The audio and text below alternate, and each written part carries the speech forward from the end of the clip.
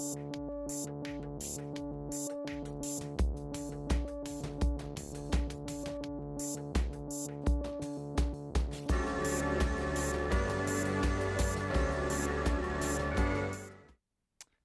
and welcome back to Beyond the Whistle. Today we're going to be talking about March Madness and all the craziness that's been going on. So let's get into it.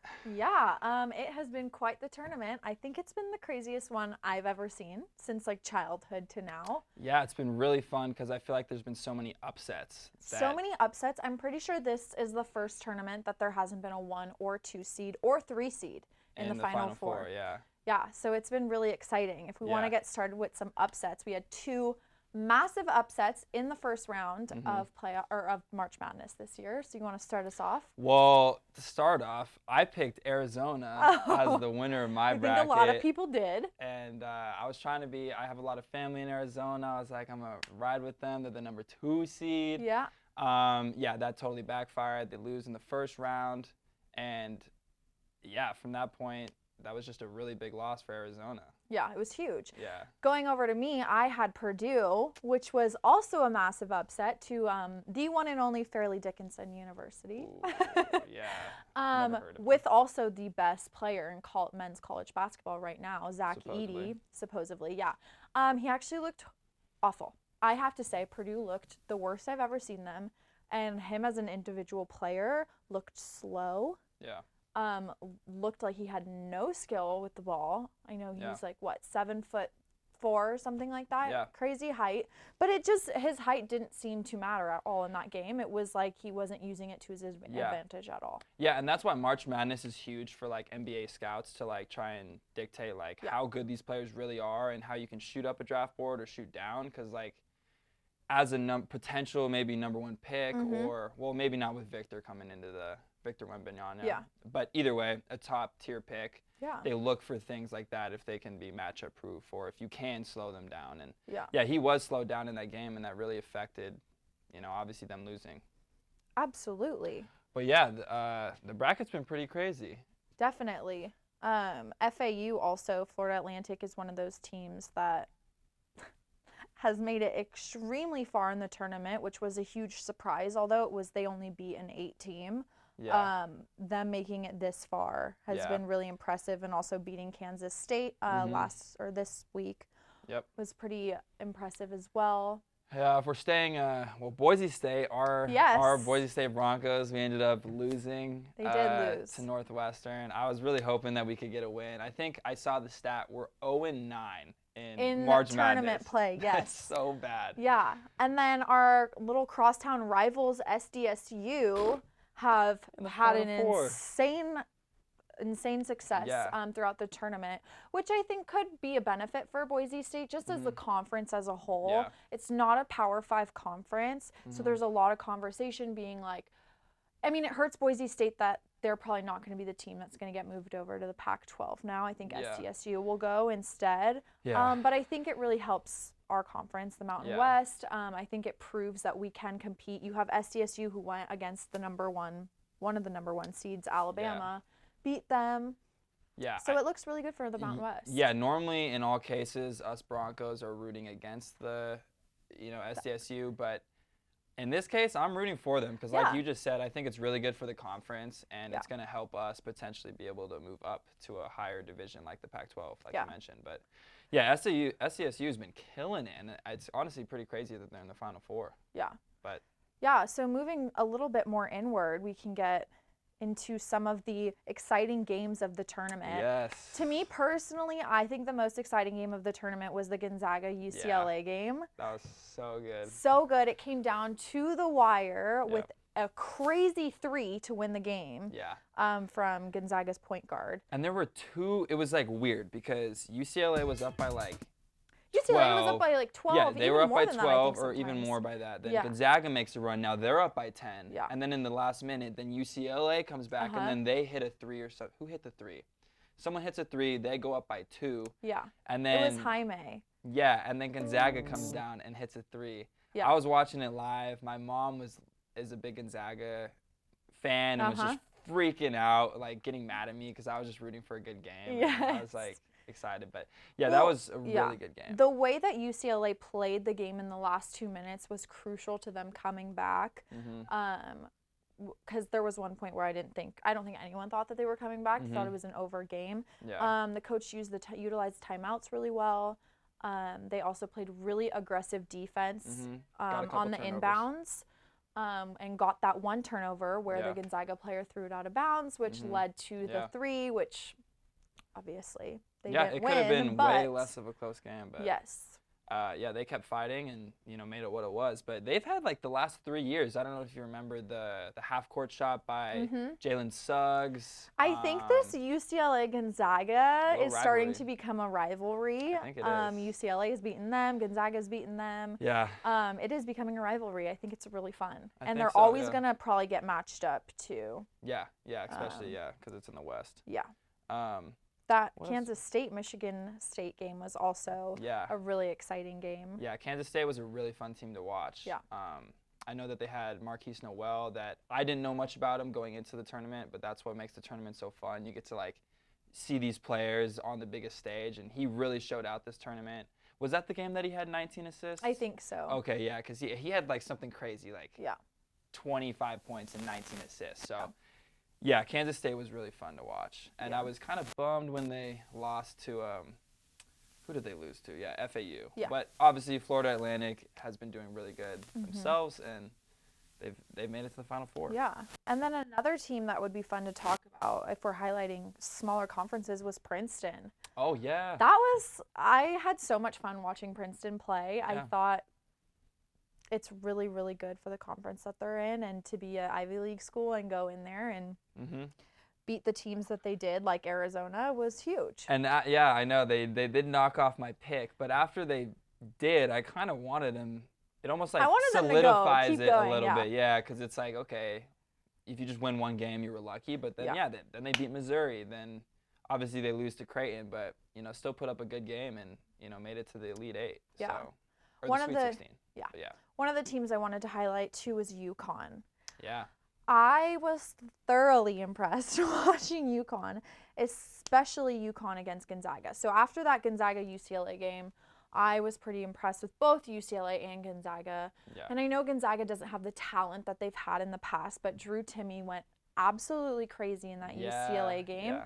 He had over 30 points, something like that. Maybe even over 40. I can't remember. I think he had like 37 or something. Yeah, something like that, which is incredible for a college game. That's huge. Really hard to do. And then they go in and play UConn. Yes. And it's a whole different ball game. Yeah. UConn was so good. They moved the ball extremely well. It was like Gonzaga's defense just completely fell apart. Yeah. Well, UConn's legit, and they've been there as a school plenty of times now, like especially for women, but especially for women, but yes, even but the men's, like it's fun that they're when the Kemba Walkers and the Shabazz Napiers, like they got a really good culture over there, and so does the Gonzaga too. But I was a little bit iffy on Gonzaga this year anyway. I didn't think they had as much talent as previous years, but yeah, UConn's been playing really good, and I think that UConn-Miami is going to be a really good game.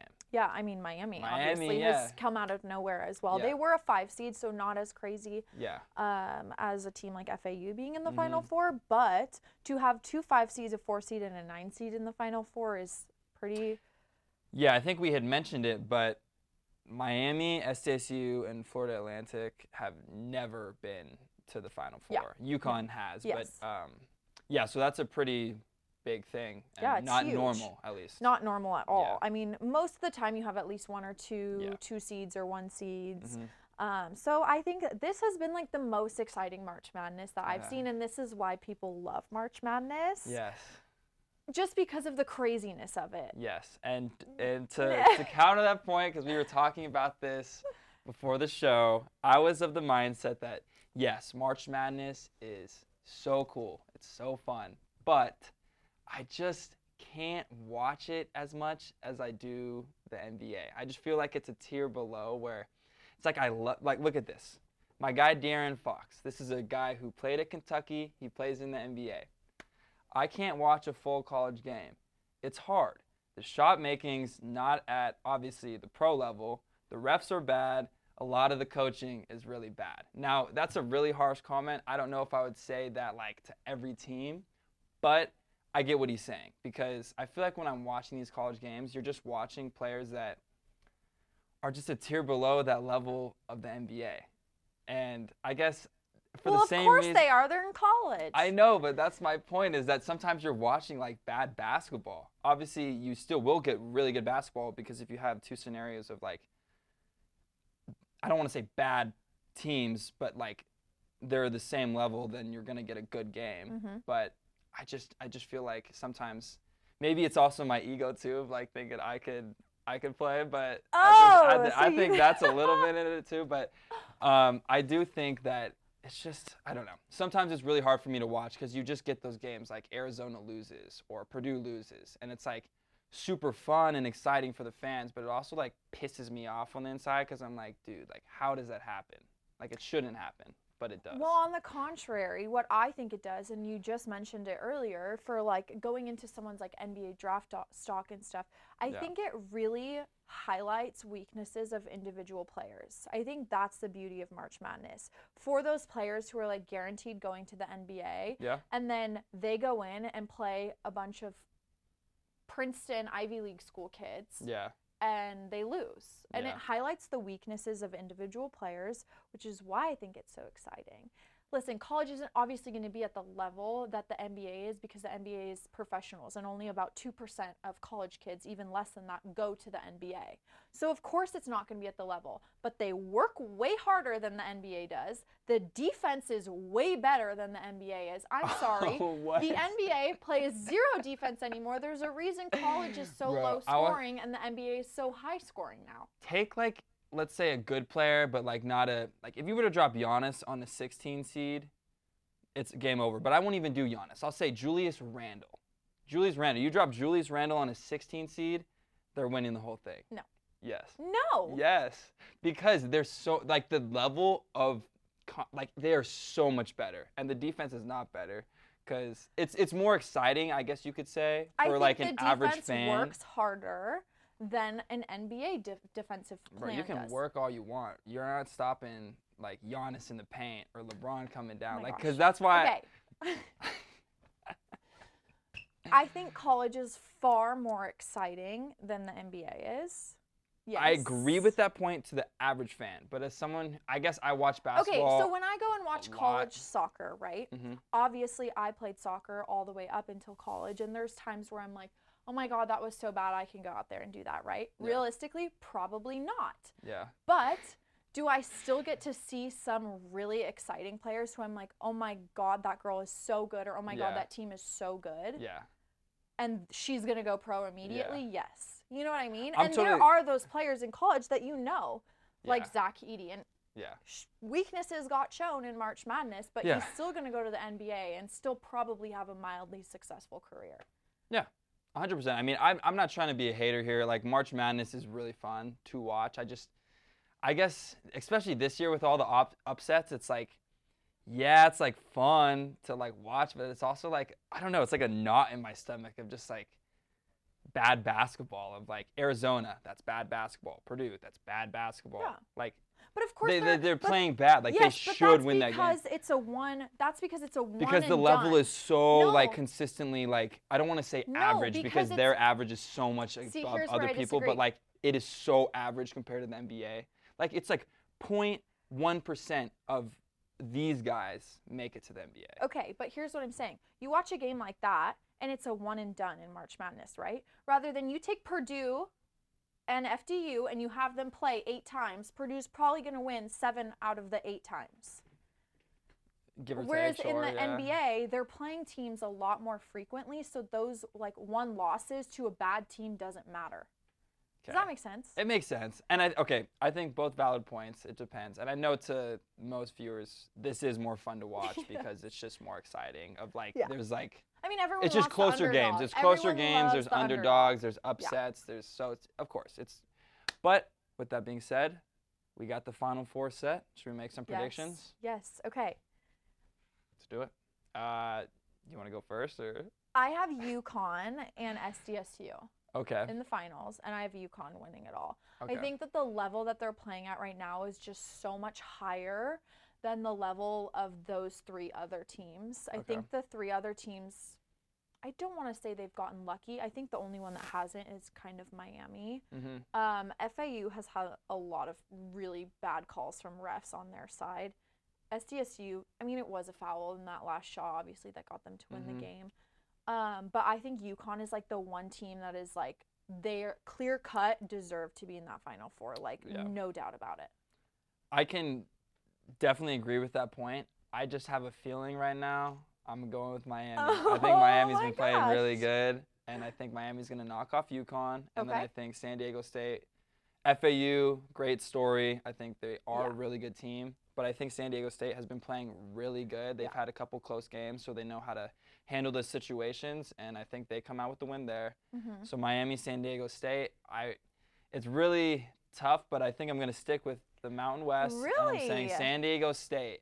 San Diego State is going to win the freaking NCAA tournament, which would be nuts if the Mountain West could do that. Like, I think that'd be huge for our conference. It would be huge. It would be huge for our conference, and it would start a lot of discussions about the Mountain West being able to compete with Power 5 conferences, which would be really, really great for our conference. Yeah. So that's who I got. I got San Diego State. Slightly different picks, but I got UConn, no matter what, even though I may disagree at some points, you're going to get a good game watching college basketball, watching March Madness. It's always going to be exciting, except when UConn, blows teams out. But that's why I have them. But well, hopefully we get some close games, and I think there's a lot to look forward to. So thank you for joining us, you guys, on this episode of Beyond the Whistle. And I'm Andrew Vincent. And I'm Alex East. See you next week.